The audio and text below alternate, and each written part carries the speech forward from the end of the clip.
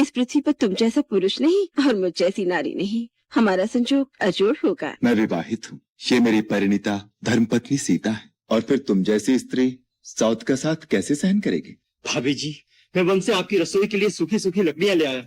ये कौन है? तुम्हारी ही जैसा सुंदर और सजीला? ये मेरा छोटा भाई लक्ष्मण है। अकेला है? हाँ, वन में तो अकेला ही है। तो ठीक है, मैं इसके सन्मुख विवाह का प्रस्ताव रखूंगी। प्रयत्न करके देखो। क्यों जी लक्ष्मण जी, अकेले हो? मैं तुम्हारे लिए सुख और आनंद का प्रस्ताव लेकर आई हूँ। अभी तो आप भैया से कुछ याचना कर रही थी। उस भाग्य ने मेरी बात का मोल ही नहीं जाना। छोड़ो उसे, मैं हर तरह तुम्हारे योग्य हूँ, तुम मेरे योग्य हो।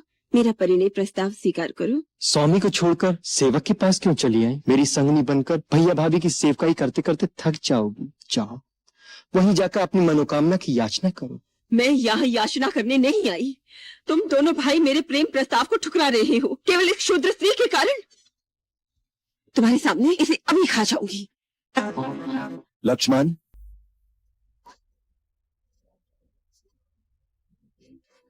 यदि दंडकारिणी में तुम दोनों की चिता न जला दी तो मेरा नाम सुपनखा नहीं।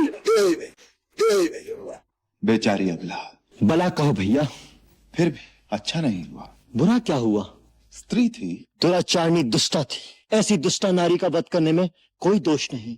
हमने तो केवल उसकी नाक काटी है। एक लज्जाहीन स्त्री जब कामातुर हो जाए तो उससे भयानक और कोई नहीं होता। वो तिरस्कृत होकर अपना और दूसरों का सर्वनाश कर सकती है।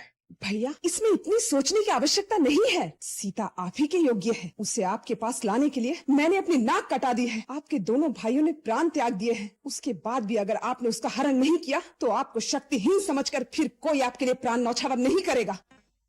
नीति कहती है कि अग्नि, रोग, सर्प और शत्रु को कभी तुच्छ नहीं समझना चाहिए। और फिर ये कोई साधारण मानव नहीं लगते जिन्होंने खर और दूषण को पराजित किया। उनसे बैर मोल लेने से पहले अच्छी प्रकार सोच लेना चाहिए। आप राजा हैं, आप जो भी करेंगे उसका परिणाम आपकी सारी प्रजा को भुगतना पड़ेगा। आपका कोई कार्य व्यक्तिगत नहीं हो सकता महाराज।